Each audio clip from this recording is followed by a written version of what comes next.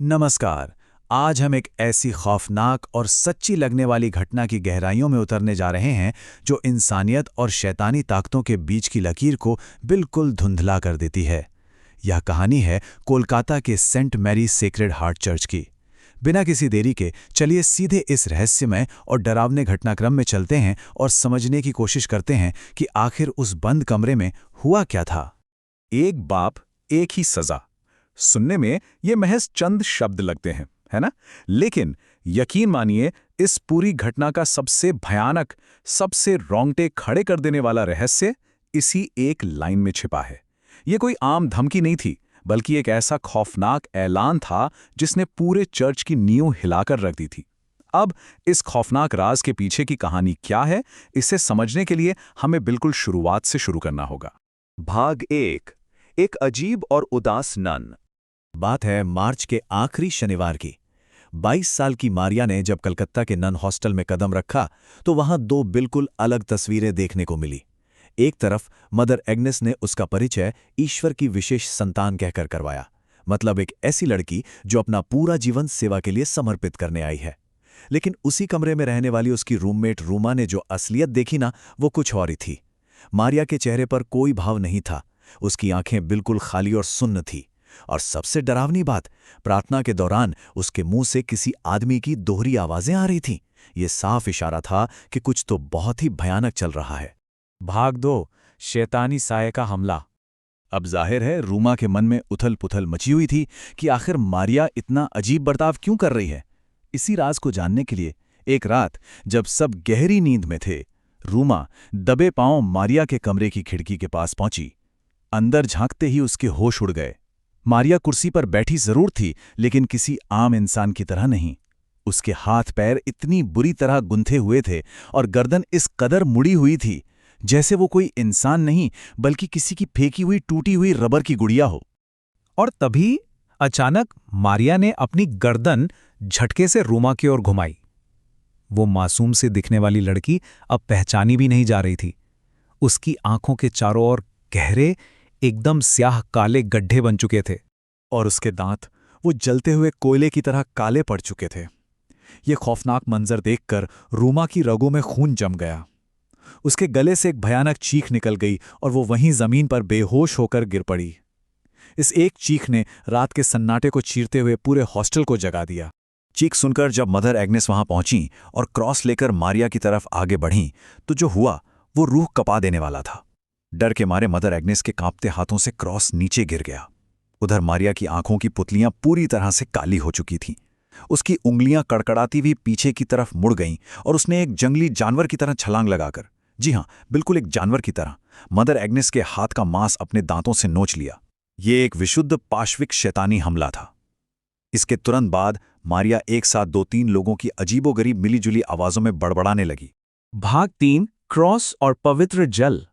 अगली सुबह इस खौफनाक शक्ति से निपटने की भारी जिम्मेदारी फादर स्टीव के कंधों पर आ गई। वो बहुत ही फूंक फूंक कर कदम रख रहे थे। सबसे पहले उन्होंने सभी ननों को कमरे के बाहर प्रार्थना करने के लिए इकट्ठा किया ताकि बाहर एक मजबूत आध्यात्मिक घेरा बन सके। फिर अपने हाथों में क्रॉस और पवित्र जल लेकर वो उस बंद कमरे में दाखिल हुए। लैटिन मंत्रों की गूंज सुनकर मारिया बुरी तरह घबराकर कमरे के एक कोने में सिमटने लगी और अपने कान बंद करने लगी। लेकिन असली खौफ का मंजर तब दिखा जब पवित्र जल की कुछ बूंदें मारिया के शरीर पर पड़ीं। उस पानी ने मारिया की त्वचा पर छाने पैदा कर दिए, बिल्कुल वैसे जैसे किसी ने उस पर उबलता हुआ तेजाब डाल दिया हो। इसके बाद एक अजीब सी बात हुई। मारिया कुछ देर के लिए बिल्कुल नॉर्मल हो गई। उसने पागलों की तरह भूख से खाना भी खाया, लेकिन ये शांति सिर्फ तूफान से पहले की थी। कुछ ही देर में वो फिर से अलग अलग अनजान विदेशी भाषाओं में बोलने लगी। फादर स्टीव को अब तक समझ आ चुका था कि मामला उनके हाथ से निकल चुका है। भाग 4, खौफनाक मुक्ति की प्रक्रिया। ये शुक्रवार की आधी रात का वक्त था। अब एक विशेषज्ञ फादर एडमंड को बुलाया जा चुका था। मारिया को एक भारी कुर्सी से कसकर बांधा गया था। पूरे कमरे में सिर्फ मोमबत्तियों की टिमटिमाती रोशनी थी और सुरक्षा के लिए चारों तरफ क्रॉस रखे गए थे। जैसे ही फादर एडमंड ने अपनी भारी आवाज में लैटिन मंत्र पढ़ना शुरू किया, मारिया के चेहरे पर एक बेहद खौफनाक और शैतानी मुस्कान तैर गई। मारिया के मुंह से अब एक साथ कई आवाजें निकल रही थीं। एक पल वो किसी रोते हुए मासूम बच्चे की आवाज लगती तो अगले ही पल किसी बेहद कठोर और खूंखार आदमी की कड़कती हुई डरावनी आवाज। और तभी अचानक कमरे की सारी मोमबत्तियां एक झटके में बुझ गईं और जमीन में दरारें पड़ने लगीं।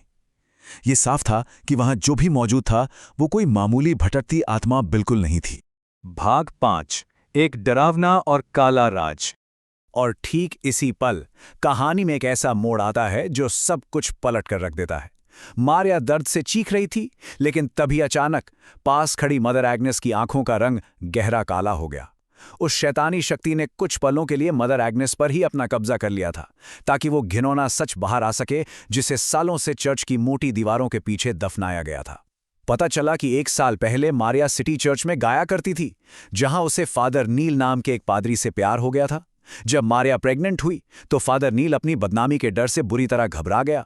उसने मदर एग्नेस के साथ मिलकर एक खौफनाक साजिश रची।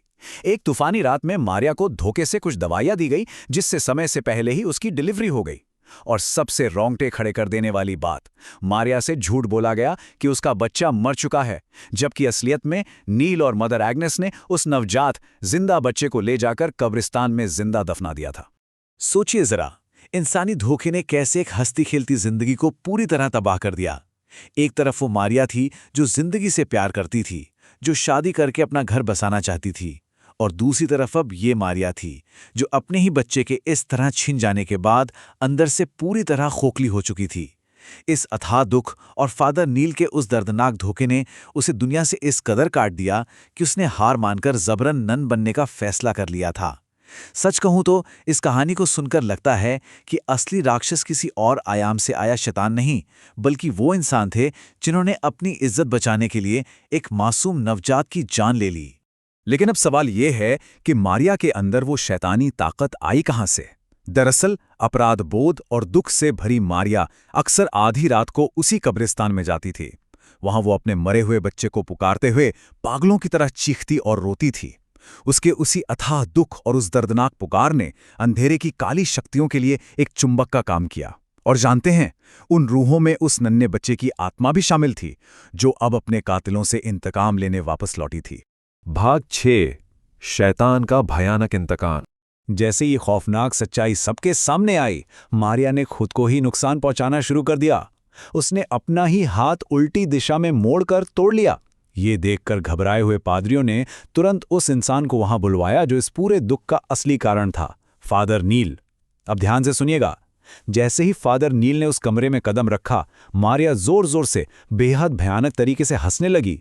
और तभी उसके मुंह से फिर से वही शब्द निकले जो हमने इस कहानी की शुरुआत में सुने थे, एक बाप एक ही सजा। अब तस्वीर बिल्कुल साफ थी। ये शैतान मारिया को नहीं, बल्कि नील और मदर एग्नेस को उनके गुनाहों की सजा देने आया था। और इसके बाद जो कुछ भी हुआ, उसने विज्ञान, लॉजिक और इंसानी समझ की सारी हदें पार कर दी। मारिया ने अपनी गर्दन धीरे से ऊपर उठाई और एक अकल्पनीय, खौफनाक शैतानी ताकत के प्रभाव में फादर नील और मदर एग्नेस का शरीर धीरे धीरे हवा में ऊपर उठने लगा। कमरे का गुरुत्वाकर्षण जैसे पूरी तरह खत्म हो गया था। वे दोनों पूरी तरह असहाय होकर हवा में लटक रहे थे। और फिर अचानक कमरे में जो मोमबत्तियां बुझ चुकी थीं, वो अपने आप जल उठीं। वो हवा में उड़ती हुई सीधे गईं और हवा में लटके नील और मदर एग्नेस के कपड़ों में आग लगा दी। वे जमीन से इतनी ऊंचाई पर थे कि कोई चाहकर भी उनकी मदद नहीं कर सकता था। खौफ के मारे फादर एडमंड के हाथों से भी पवित्र जल छूटकर जमीन पर गिर गया था। ये एक ऐसा भयानक अंजाम था जिससे बचा नहीं जा सकता था। वे दोनों उसी आग में तड़प तड़प कर जिंदा जल गए, ठीक वैसे ही जैसे उन्होंने उस मासूम बच्चे को तड़पाकर जिंदा दफनाया था। इस दहला देने वाली रात के बाद मारिया वहीं बेहोश हो गई। उसे तुरंत अस्पताल ले जाया गया। उसकी जान तो बच गई, लेकिन वो सदमा उसके जहन से कभी नहीं गया। इस भयानक घटना के बाद सिटी होली चर्च और सेक्रेड हार्ट चर्च को हमेशा हमेशा के लिए बंद कर दिया गया। और फादर एडमंड, जिन्होंने अपनी जिंदगी में कई एग्जॉर्सिज्म किए थे, उनके लिए यह घटना एक ऐसा बुरा सपना बन गई जिसने उन्हें ताउम्र रातों को ठीक से सोने नहीं दिया। अब हम इस खौफनाक कहानी के अंत में आ गए हैं। इस पूरे घटनाक्रम को करीब से जानने के बाद एक बहुत ही गहरा सवाल जहन में गूंजता रह जाता है। जो कुछ भी उस रात उस बंद कमरे में हुआ, क्या वो वाकई में नर्क से आया कोई भयानक शैतान था, या फिर वो एक बेबस, लूटी हुई मां के टूटे हुए दिल का एक खौफनाक इंसाफ था? इस सवाल का सटीक जवाब शायद हमेशा के लिए उस बंद हो चुके चर्च की खामोश दीवारों में ही दफन रहेगा। आज के इस एक्सप्लेनर में हमारे साथ जुड़ने के लिए बहुत बहुत शुक्रिया। ये कहानी हमें इंसानियत और अंधकार के बीच के उस धुंधले सच पर सोचने के लिए मजबूर कर देती है। मिलते हैं अगली बार एक नई कहानी के साथ।